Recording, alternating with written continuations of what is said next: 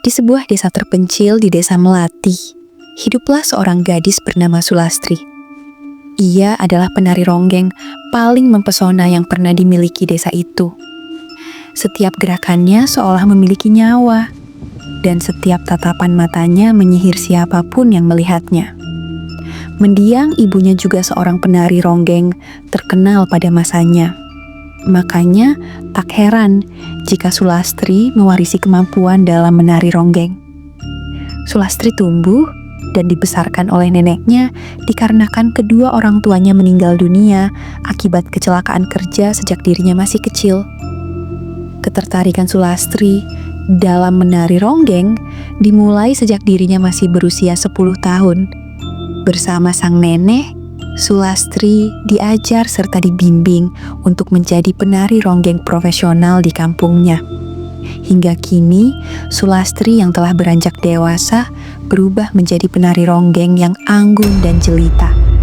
Di setiap pesta panen dan hajatan besar, nama Sulastri selalu menjadi pusat perhatian. Para pemuda desa terpesona, para tetua mengaguminya, dan anak-anak perempuan bermimpi ingin menjadi seperti dirinya. Namun, di balik keanggunannya, Sulastri menyimpan ketakutan lebih. Ia selalu beranggapan bahwa kecantikannya dalam menari ronggeng akan menimbulkan malapetaka bagi dirinya kelak di kemudian hari. Dan benar saja, ketakutan yang ada di benak Sulastri benar-benar terjadi. Suatu hari, lurah desa yang diam-diam menginginkan Sulastri mengundangnya ke pendopo, di mana lurah desa mengatakan bahwa ia bersama kerabat akan mengadakan pesta panen yang akan dilaksanakan di pusat balai desa Melati. Dan Sulastri ditunjuk sebagai pemeran utama dalam acara itu.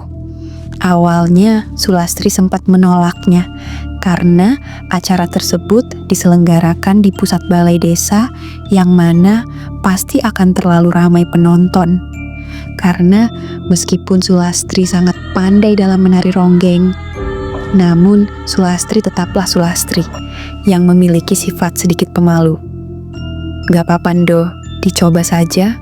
Toh orang-orang juga sudah tahu tarian ronggeng kamu bagus. Dan nenek yakin para warga di sini sangat menyukai tarianmu. Coba dulu aja, hitung-hitung buat nambah pengalaman kamu. Tapi perlu diingat ya Ndo, kamu itu seorang penari, jadi cukup menari saja. Sehabis acara, selesai langsung segera pulang. Ucap si nenek menasehati Sulastri. Jawab Sulastri dengan mengangguk.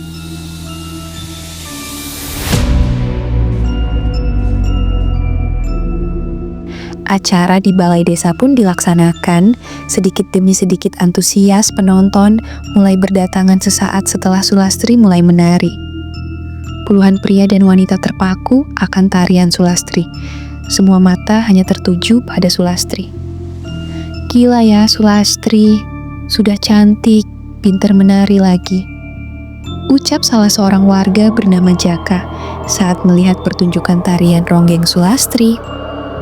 Gerakan demi gerakan terus diperagakan Sulastri dalam menari. Tiada yang salah di sini, karena namanya tarian ronggeng sudah sewajarnya memikat mata para penonton, terutama bagi kaum Adam. Semua berjalan normal dalam acara ini, bahkan sampai acara selesai. Sulastri pergi menemui Pak Lurah yang saat itu berada di ruangannya untuk meminta izin pamit pulang karena tugas menari ronggeng sudah selesai. Akan tetapi, entah setan mana yang mempengaruhi jalan pikiran Pak Lurah. Tiba-tiba, dengan mata sayu, Pak Lurah mengatakan, "Duduklah di sini dulu, kita bersenang-senang." Sulastri yang sudah tahu maksud perkataan Pak Lurah langsung menolak dengan tegas. "Maaf Ki Lurah, saya hanya seorang penari, bukan wanita yang bisa dimiliki sesuka hati," katanya. Tak kuasa mendengar penolakan itu membuat Lurah murka. Ia keluar dari ruangannya lalu menyebarkan fitnah kepada para khalayak penonton bahwa Sulastri adalah perempuan nakal yang merusak moral desa. Lihatlah Sulastri ini. Dia penari ronggeng yang nakal. Tariannya sungguh mengundang syahwat pagi para lelaki. Apa kalian, wahai para perempuan, tidak takut bila mana suami kalian berpaling dan lebih menyukai pertunjukan ronggeng Sulastri daripada melihat istrinya di dalam rumah? Ucap Ki Lurah memprovokasi warga sambil menunjuk ke arah Sulastri. Dan benar saja, dalam sekejap semua orang membenci Sulastri. Para istri takut suami mereka terpikat dan para pemuda dilarang mendekatinya. Jaka yang tadinya menyukai tarian Sulastri, namun di sini dia tidak membela Sulastri. Dengan hati hancur, Sulastri merasa sendirian. Sulastri meninggalkan balai desa dengan perasaan hancur dan menangis. Dengan masih menangis, Sulastri masuk ke dalam rumah dan di sana Sulastri disambut sang nenek. "Kamu kenapa, Lastri? Kamu kenapa?" ucap sang nenek melihat cucu kesayangannya yang tengah menangis. "Lastri dituduh Ki Lurah, Nek. Lastri dikatakan perempuan nakal. Lastri dihina oleh Ki Lurah di depan para warga," jelasnya Sulastri. Nenek yang sudah paham akan cerita Sulastri seketika langsung sangat marah kepada Ki Lurah. "Sudah, Lastri, sudah, jangan menangis." Nenek tak menyangka seorang lurah yang dihormati warga sini begitu tega melakukan tindakan seperti itu. Tambahnya sang nenek, Sulastri berusaha menenangkan diri dan mencoba untuk berhenti menangis. Malam itu, suasana di dalam rumah Sulastri benar-benar dilanda kesedihan akibat ulah Ki Lurah. Hari berganti hari, Sulastri masih larut dalam kesedihan. Dan parahnya lagi, setiap Sulastri keluar rumah selalu ditatapi sinis oleh orang-orang. Baik itu tetangga ataupun orang jauh yang tak sengaja berpapasan dengan Sulastri. Puncaknya saat Sulastri pergi ke pasar hendak membeli beberapa bahan pokok. Orang-orang pasar menatapi Sulastri dengan tatapan sinis, seakan-akan mereka tidak ingin melihat Sulastri lagi. Lihat itu Sulastri kan? Dasar pelacur berkedok penari, kok masih berani keluar rumah? Bisik salah satu orang pasar.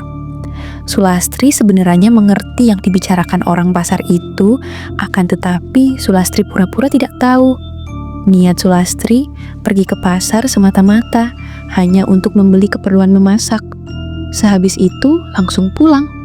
Sesampainya di rumah Sulastri, berusaha tegar dan tidak menceritakan kepada sang nenek.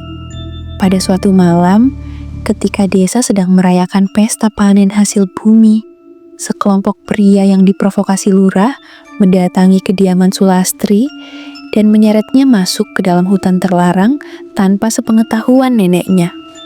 Seperti yang diceritakan di awal, bahwasanya desa Melati letaknya terpencil dan dibatasi hutan lebat. Sulastri menangis, meronta, namun tak ada yang peduli. Malam itu, di bawah pohon besar yang dianggap keramat, mereka memperkosa Sulastri dan menghabisinya dengan kejam. Tubuhnya dikubur tanpa doa, seakan-akan mengubur manusia layaknya hewan. Namun, sesaat setelah kematian Sulastri, angin bertiup kencang, terdengar suara lirih.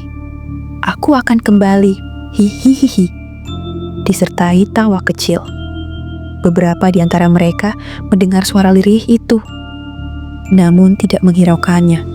Beberapa hari setelah kejadian itu, keanehan mulai terjadi. Sang nenek yang tidak tahu menau tentang hilangnya Sulastri benar-benar dibuat cemas. Beliau berinisiatif pergi menemui Ki Lurah untuk meminta bantuan mencari Sulastri. Namun, apa yang terjadinya? Ki Lurah enggan membantu dan mengatakan, "Perihal hilangnya Sulastri, saya tidak tahu dan para warga juga tidak tahu kemana perginya Sulastri. Bukannya Sulastri selalu ada di rumah." Mendengar perkataan Ki Lurah, nenek Sulastri merasa adanya kejanggalan. Di dalam benak sang nenek, pasti ada ikut campur tangan Ki Lurah dalam hilangnya Sulastri. Tak banyak bicara, sang nenek meninggalkan Ki Lurah dan bergegas pergi masuk ke dalam hutan untuk mencari Sulastri. Sementara Suasana di dalam desa di malam hari, warga mendengar suara gamelan samar-samar, meski tak ada yang bermain musik. Lurah desa yang saat itu tengah lembur di bilik kantor balai desa melihat ada bayangan seorang wanita menari di depan aula. Ketika ia mendekatkan ke jendela, terlihat seorang perempuan muda dengan wajah tidak asing sedang menari di tengah aula. Meski sedikit takut, Ki Lurah terus memperhatikan si perempuan itu. Namun saat tengah memperhatikan, tiba-tiba wajah itu menoleh ke arah Ki Lurah dan seketika itu berubah menyeramkan. Dengan mata kosong dan bibir berbisik, "Menarilah bersamaku, Ki Lurah." Seketika itu juga Ki Lurah segera menutup jendela dan kembali duduk di kursi kerja sambil menghela nafas. "Mungkinkah itu arwah Sulastri?" ucap Ki Lurah dalam hati. Tak berselang lama setelah menghela nafas, tiba-tiba pintu terbuka dengan sendirinya dan di sana terlihat dengan jelas sosok Sulastri dengan penampilan menyeramkan berdiri tepat di depan pintu. "Ayo Ki Lurah." "Ayo? Bukannya Ki Lurah sangat menginginkan tubuh ini kan? Ayo sini Ki Lurah, menarilah bersamaku," ucap arwah Sulastri menghampiri Ki Lurah. Ki Lurah benar-benar ketakutan. Dia berusaha menyerang arwah Sulastri dan sesekali melempar apa saja yang ada di atas meja. "Pergi kamu, pergi," ucap Ki Lurah sambil berteriak ketakutan. Arwah Sulastri mendekat, semakin mendekat dan mencekik Ki Lurah. Ki Lurah pun tewas mengenaskan. Keesokan harinya, warga berbondong-bondong menghampiri balai desa karena terdengar isu bahwa Ki Lurah telah meninggal dunia di kantornya. Dan benar saja, saat warga mengecek pintu kantor, di dalam sana terlihat Ki Lurah telah meninggal dunia secara mengenaskan. Para warga bertanya-tanya penyebab kematian Ki Lurah. Jaka yang ikut andil dalam menghabisi Sulastri juga terkena imbasnya. Malam hari tepat jam 10 malam, saat dirinya hendak menyeduh kopi di dapur, secara tiba-tiba peralatan dapur berjatuhan dan disertai hembusan angin kencang. Jaka yang merasa ketakutan segera meninggalkan dapur dan mengurungkan niatnya menyeduh kopi. Dirinya lebih memilih untuk tidur. Dalam tidurnya, Sulastri menari di sekitar tempat tidurnya, mengulurkan tangan dingin, lalu berbisik, "Kau juga mengkhianatiku." Keesokan harinya, Jaka ditemukan tewas di atas ranjangnya, dengan mata melotot, seakan-akan ada sesuatu yang telah mencekik lehernya. Para warga yang tidak mengetahui Jaka ikut andil dalam pembunuhan Sulastri tampak kaget. Bagaimana bisa dua orang mati secara mengenaskan? Pertama Ki Lurah meninggal, lalu kemudian Jaka. Pasti ada yang tidak beres dengan desa ini, ucap salah seorang warga yang tidak mengetahui kejadian di baliknya. Satu persatu, orang-orang yang terlibat dalam kematian Sulastri mengalami kejadian mengerikan. Ada yang ditemukan tewas dengan ekspresi ketakutan, ada yang hilang tanpa jejak. Desa menjadi sunyi. Tidak ada yang berani keluar saat malam. Setiap kali angin berhembus kencang, terdengar bisikan, "Aku masih di sini," disertai tawa yang menyeramkan. Melihat kondisi desa yang semakin mencekam, para tetua desa memanggil dukun sakti untuk mencari tahu kenapa arwah Sulastri gentayangan. Mereka menggelar ritual di sebuah tempat tertutup. Namun, saat mantera dibacakan, tiba-tiba terdengar suara tawa lirih. Dari kegelapan, sosok Sulastri muncul, mengenakan kebaya hijau, menari dengan gerakan yang semakin cepat. Si dukun gemetar ketakutan. "Kalian membunuhku dan ingin mengusirku," suaranya menggema mengerikan. Tiba-tiba, api dari obor padam dan angin bertiup kencang. Dan seketika itu, beberapa warga yang awalnya belum mengetahui hilangnya Sulastri, akhirnya menyadari bahwa Sulastri dibunuh dan mayatnya tidak dikebumikan dengan layak. Berarti selama ini Sulastri bukan hilang, melainkan dibunuh dan mayatnya dibuang di suatu tempat, ucap salah seorang warga yang dulunya tidak ikut membenci Sulastri. Para warga yang dulunya ikut membenci dan menuduh Sulastri perempuan murahan akibat fitnah Ki Lurah akhirnya menyesali perbuatannya dan berbondong-bondong masuk ke hutan untuk mencari jasad Sulastri.